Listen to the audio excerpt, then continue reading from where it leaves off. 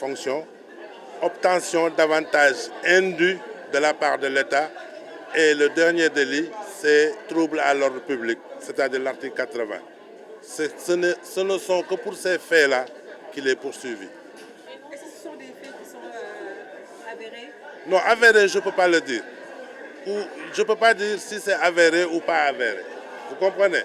Mais ce que je peux dire, c'est que moi, ce qui m'étonne, c'est qu'il y a certains faits, n'est-ce pas, qui ont été, à mon avis, couverts par la loi d'amnistie, notamment les faits qui se sont déroulés entre 2021 et 2023, n'est-ce pas, et qui font encore l'objet d'enquête, alors qu'il est interdit, n'est-ce pas, d'évoquer de tels faits. Notamment le trouble à l'ordre public, il ne ressort même pas du dossier.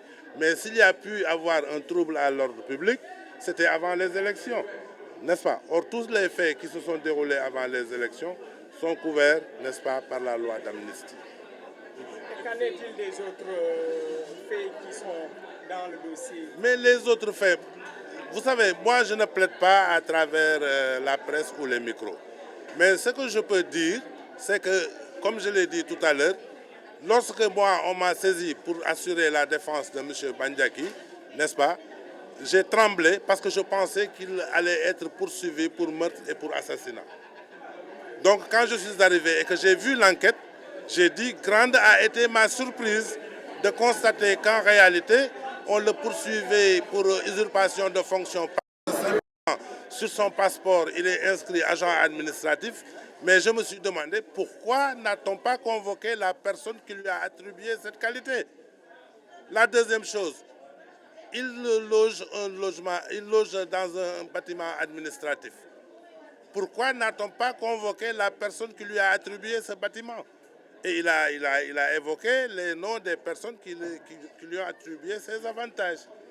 Donc moi, c'est ça que je dis pour le moment.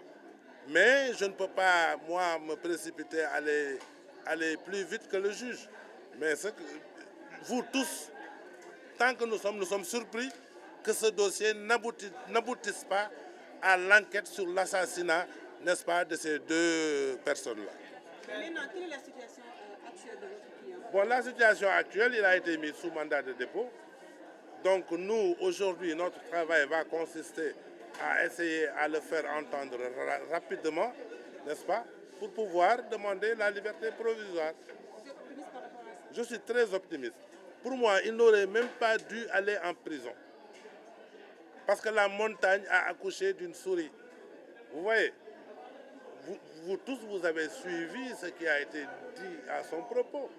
Il semblerait même qu'il y a une nouvelle plainte qui a été déposée, mais cette plainte, moi, je ne l'ai pas vue. Elle n'est pas dans le dossier. Mais même cette plainte-là, si ce sont des faits qui se sont passés avant, vous savez, en droit, quand tu dis quelque chose, tu le définis. Vous comprenez? Quand on dit que les faits ayant une motivation politique sont amnistiés, la première, n'est-ce pas, le premier comportement, la première attitude d'un technicien du droit, c'est de définir qu'est-ce qu'un fait, n'est-ce pas, ayant une motivation politique. Vous comprenez? Est-ce que la motivation politique résulte des circonstances? Est-ce que la motivation politique résulte de la situation juridique même de la personne? Est-ce que cette personne elle a été recrutée pour des raisons politiques ou pour d'autres raisons? Vous voyez? Donc c'est tellement vaste que je ne veux pas, moi, essayer de le définir ici. Mais je pense que Jérôme Bandiaki, tout ce qu'il a pu faire jusqu'à présent ne pouvait avoir que des motivations politiques. Justement, en parlant de politique, il semble être seul dans cette situation. Est-ce que les politiciens avec qui il travaillait sont venus en appoint par rapport à cette situation-là? Moi, je ne suis pas au courant de cet appoint. En tout cas, moi, je suis là parce que simplement, j'ai un ami commun qui m'a demandé de l'assister. Nous avons un ami commun qui m'a demandé de l'assister.